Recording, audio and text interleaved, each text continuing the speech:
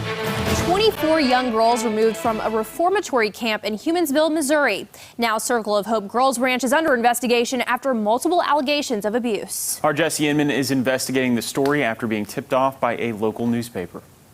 Just a few miles west of Highway 13 on N Highway sits Circle of Hope Girls Ranch, a facility that identifies as a faith-based reformatory school for young women who were, quote, destroying their lives through poor choices and behaviors, with a mission to, quote, use the Bible to teach them that they are to obey their parents and the authority over them. At the Cedar County Republican, editor Miles Bright and reporter Catherine Skopek have been tracking allegations of abuse there for months. Bright says Skopek, their lead reporter, has heard from a double-digit amount of accusers. She has spent hours upon hours discussing these things, doing on-the-record interviews with these accusers, and largely stories from girls who were there, a dozen years apart and were complete strangers, had essentially identical stories to tell in some circumstances. Physical, emotional, and sexual abuse have been alleged there. But Bright says they've held off on sharing those stories, waiting for some kind of legal action to take place at Circle of Hope. And last week, that finally happened. Bright says 24 girls were removed from the ranch by Child Protective Services, and that was confirmed to us by Cedar County prosecutor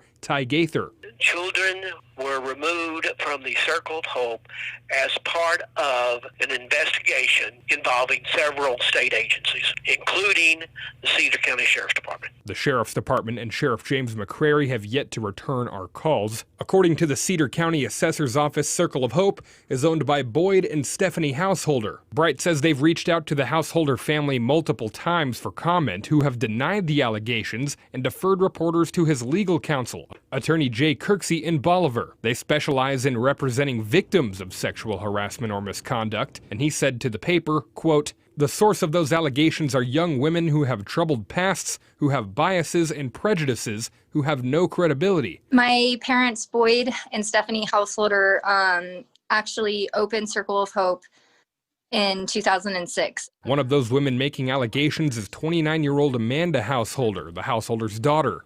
They threw me in a orange shirt, which is the lowest ranking shirt in the girl, because they have a shirt system, and threw me on the wall. Standing on the wall, the only thing you can do is look at the wall or read your Bible.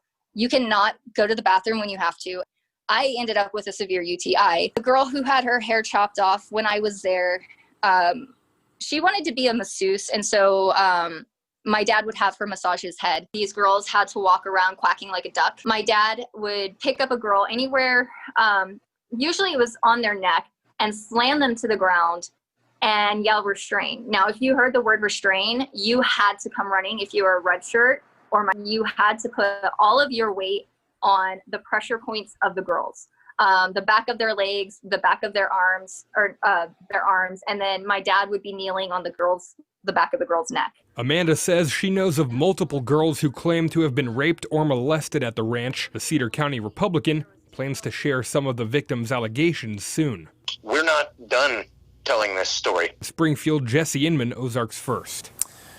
Now, we have reached out to the Householders at a now disconnected phone line, as well as Kirksey Law Firm, multiple times this week, left multiple messages and have gotten no calls back. We have requested information from the Department of Social Services to see if there has been any history of complaints against Circle of Hope. Any updates will be posted on ozarksfirst.com.